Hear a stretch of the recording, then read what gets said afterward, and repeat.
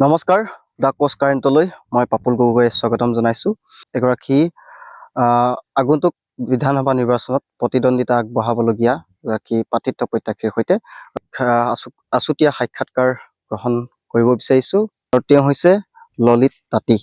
আৰু ললিত তাঁতী তেওঁ যিগৰাকী বৰ্তমানৰ ডুমডুমা সমষ্টিৰ বিধায়ক তথা মন্ত্ৰী ৰূপেশ গোৱালা ডাঙৰীয়াৰ একালৰ সতীৰ্থ।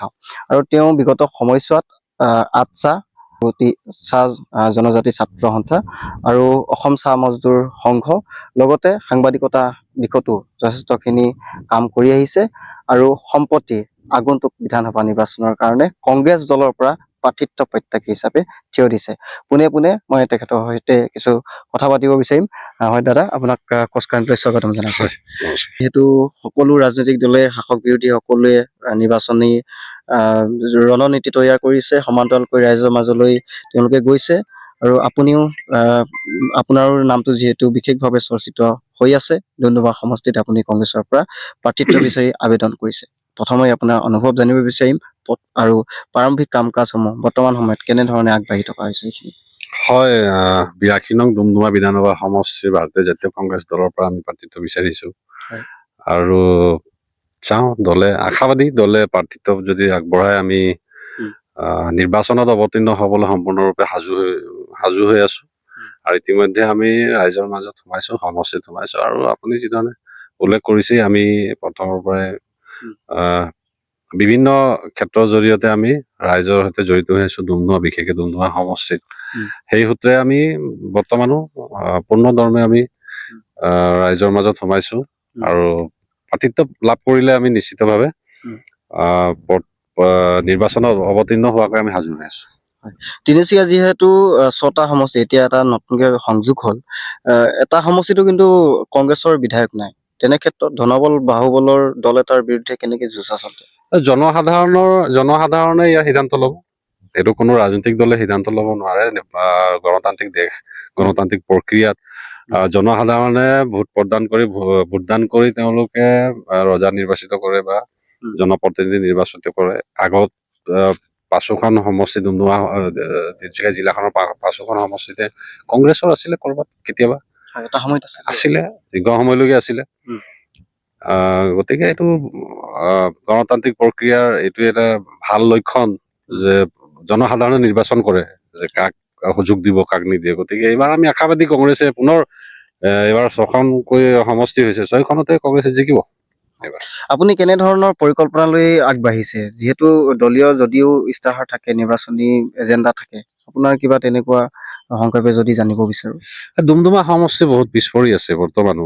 বিশেষকৈ ইয়াত চাহ বাগিচা অঞ্চল আছে। চাহ বাগিচা অঞ্চলত শিক্ষাৰ ক্ষেত্ৰত ইয়াত স্কুল, যি প্ৰাথমিক স্কুলৰ পৰা হাই স্কুললৈকে চৰকাৰে মডেল স্কুল এখন বাগিচা দিছে। যদিও সেই স্কুলবিলাকত যদি আপোনালোকে যায়, আপোনালোকে চাব তাত শিক্ষক নাই, শিক্ষক নিযুক্তিয়ে হোৱা নাই। আচলতে চাহ বাগিচা মডেল স্কুলবিলাকৰ কাৰণে শিক্ষক নিযুক্তি আজি পৰ্যন্ত নহলেই। কৰবাৰ স্কুলৰ পৰা উঠাই আনি ইয়াত এখন স্কুল চলাই থকা দৰে হৈ আছে। প্ৰিন্সিপাল নিযুক্তি হোৱা নাই, তাত ফ'ৰ্থ গ্ৰেড নিযুক্তি হোৱা নাই, চকীদাৰ নাই, যি আচবাব লাগে সম্পূৰ্ণ আচবাব নাই। গতিকে এটা লৰা ধেমালি হৈ আছে। চাহ বাগিচা যিবিলাক মডেল স্কুল, এইবিলাকৰ কথা আছে। আপোনালোকে যদি চাই, বিগত প্ৰায় 10 বছৰৰ পৰা চাহ বাগিচাৰ স্বাস্থ্য খণ্ড একেবাৰে শেষ কৰি পেলোৱা হ'লগে। বাগিচাবিলাকত স্বাস্থ্যৰ কাৰণে হাহাকাৰ অৱস্থা হৈছে, স্বাস্থ্য সেৱাৰ কাৰণে হাহাকাৰ অৱস্থা হৈ আছে।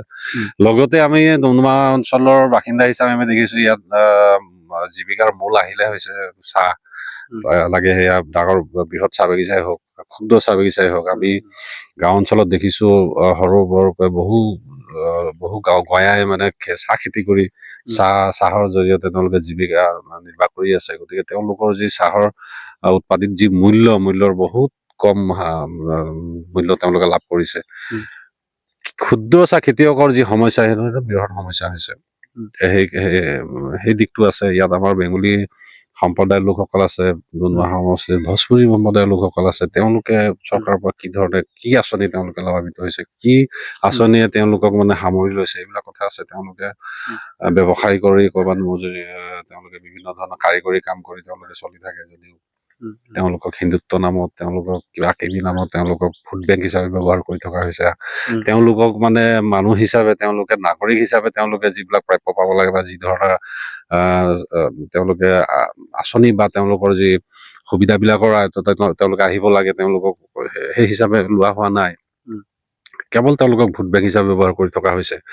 লগতে নিবনুৱা সমস্যা আছে। ডুমডুমা বহু চাহ বাগিচা, গাঁৱৰ ল'ৰা ছোৱালীবিলাক আজিকালি চেন্নাই, বেংগলোৰ, কেৰালা এইবিলাকত গৈ বিভিন্ন ধৰণৰ কামত তেওঁলোকে নিয়োজিত হৈছে। আমাৰ ইয়াত কৰ্মসংস্থাপন হেৰুৱাইছে নাই একচুৱেলি। গতিকে সেইবিলাক সমস্যা আছে নিশ্চিত। হয়, নিশ্চিতভাৱে। আৰু এটা কথা যে বিজেপিয়ে কয়, শাসক দলটোৱে কয় যে কংগ্ৰেছ মিয়া প্ৰেমী দল। গতিকে সেই ক্ষেত্ৰত কংগ্ৰেছৰ আগন্তুক বিধানসভা নিৰ্বাচনত কিবা প্ৰভাৱ পৰিব বুলি ভাবে নেকি আপুনি? জনসাধাৰণে গম পাইছে। আৰু বিজেপিৰ বহু আঁচনি দিছে। আঁচনিসমূহ আচলতে এইটো আপোনাৰ ভাষাৰে ভোট বেংকৰ ৰাজনীতি বুলি ক'ব নে সেই আঁচনিসমূহে সঁচাকৈ জনসাধাৰণক প্ৰভাৱিত কৰিব যে বিজেপিকে তেওঁলোকে আঁকোৱালি ল'ব? নহলেনো কিয়, মানে ইমান প্ৰায় এতিয়া 2 লাখ কোটি টকা মানে ঋণ লৈ সেই ঋণৰ জৰিয়তে আঁচনি হিতাধিকাৰী সৃষ্টি কৰাৰ মূল উদ্দেশ্যটোৱে হয় যে নিৰ্বাচনী কেন্দ্ৰিক, নিৰ্বাচন জয়ী হৈ অহাৰ এইটো এটা তেওঁলোকে সহজ উপায় হিচাপে তেওঁলোকে ব্যৱহাৰ কৰিছে। সেইটো সুপ্ৰিম কোৰ্টো কৈছে।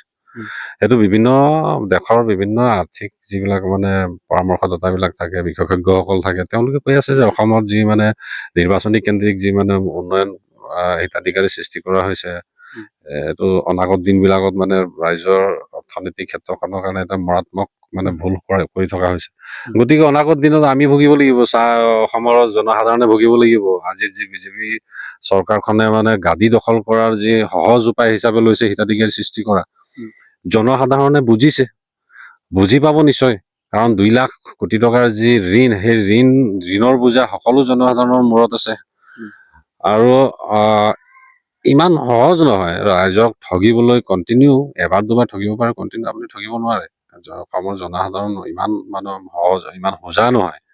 গতিকে তেওঁলোকে বিচাৰিছে যে আমি হিতাধিকাৰী সৃষ্টি কৰি আমি আকৌ দখল কৰিম, ৰাজগাদী আকৌ দখল কৰিম, কিন্তু এইবাৰ তেওঁলোকক সুযোগ নিদিয়ে জনসাধাৰণে। আপুনি যিহেতু এগৰাকী আপোনাৰ একালৰ সতীৰ্থৰ বিৰুদ্ধে আপুনি যুঁজখন দিবলৈ গৈছে, নিৰ্বাচনী যুঁজখন, গতিকে আপুনি সতীৰ্থগৰাকীৰ কৰ্মকাণ্ডত তেওঁলোকৰ যিসমূহ কাম তাত সন্তুষ্ট নহয় নেকি আপুনি? ডুমডুমা সৰু জেগা, সকলোৱে সকলোকে চিনি পায়। সতীৰ্থ নিশ্চিত তেওঁ কংগ্ৰেছতে আছিলে বাৰু। 2001 চনত আমি একেলগতে যোগদান কৰিছিলো কংগ্ৰেছত, একেটা মঞ্চতে আমি একেলগতে আৰ্চা কৰিছো, চাহ মজুৰ সংঘ একেলগত কৰিছো। তেওঁৰ এক ৰাতিৰ নীতি আদৰ্শ সলনি কৰি বিজেপিলৈ গৈছে। গতিকে তেওঁ এতিয়া মোৰ সতীৰ্থ নহয়, যেতিয়া আছিলে তেতিয়া আছিলে। আৰু আমাৰ আদৰ্শগত মতভেদ আছে, কাম কাজত আমাৰ চিন্তাধাৰাৰ মতভেদ আছে, সকলো ধৰণৰ মতভেদ আছে। ভোগবাদী, স্বাৰ্থ, মোৰ ক্ষেত্ৰত এইবিলাক আমি ৰাইজৰ হৈ কাম কৰি ভাল পোৱা মানুহ। তো সেই ভোগবাদী স্বাৰ্থ এইবিলাক আমাৰ ক্ষেত্ৰত নাই, তেওঁৰ ক্ষেত্ৰত আছে। যিটো জলজট পট্টত দেখা গৈছে যে বিধায়ক 5 বছৰ হৈছেহে, মন্ত্ৰী 2.5 বছৰমান হৈছে মন্ত্ৰী হয়। তেওঁৰ যি লাইফ ষ্টাইল বা তেওঁৰ যি মানে ষ্টাইল জীৱন ধাৰণ বা সেইবিলাক আছে দেখিছে। গতিকে সতীৰ্থ এতিয়া নহয়, আছিলে, কেতিয়াবা আছিলে। যুঁজিম, আমি সাজু হৈছো, যুঁজিম। যদি প্ৰাৰ্থিত্ব পাওঁ আমি যুঁজিম। যুঁজ দিয়াৰ মানসিকতাৰে আমি আগবাঢ়ি আহিছো, আমি যুঁজিম। যদিহে দলে আপোনাক প্ৰাৰ্থিত্ব আগবঢ়ায়, যদি দলীয় টিকট আগবঢ়ায়, তেতিয়াহ'লে সমষ্টিবাসী ৰাইজক উদ্দেশ্যি আপুনি কি আহ্বান জনাব বিচাৰে?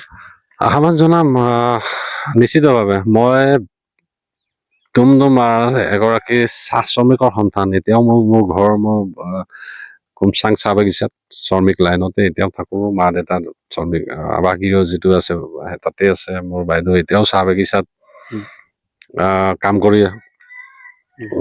কাম কৰি আছে। গতিকে সাধাৰণ ঘৰৰ ল'ৰা মই। আমি স্কুল লাইফৰ পৰা জাতিটোৰ কাৰণে ওলাই আহিলো। আমি সংগঠন কৰিলো, আৰ্চা কৰিলো, অসম চাহ মজদুৰ সংঘ কৰিলো, সাংবাদিকতা লাইনত অহাৰ পিছত বিভিন্ন জাতি জনগোষ্ঠীৰ সৈতে আমি জড়িত হৈ পৰিলো। আমাৰ ইয়াত ভূমিপুত্ৰ এটা জনগোষ্ঠী আছে, মৰাণ জনগোষ্ঠীৰ লগত মোৰ মানে সাংবাদিকতা লাইনত গৈ বহু ভাল এটা সম্পৰ্ক। তেওঁলোকৰ পৰিৱেশ পৰিস্থিতি মই দেখিছোঁ উম।